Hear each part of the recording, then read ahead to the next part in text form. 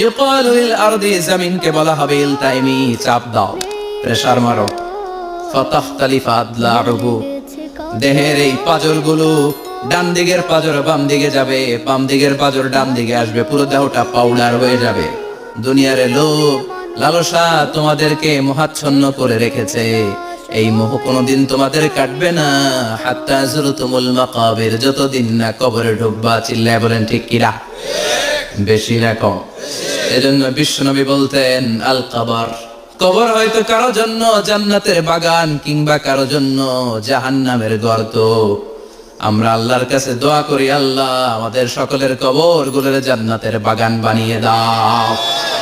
এজন্য বিশ্বনবী সব সময় দোয়া করতেন, আল্লাহুম্মা ইন্না নাউযু বিকা মিন আযাবিল কবর, ও আল্লাহ কবরের আযাব থেকে তুমি আমাদের বাঁচাও। পড়ে না আমিন।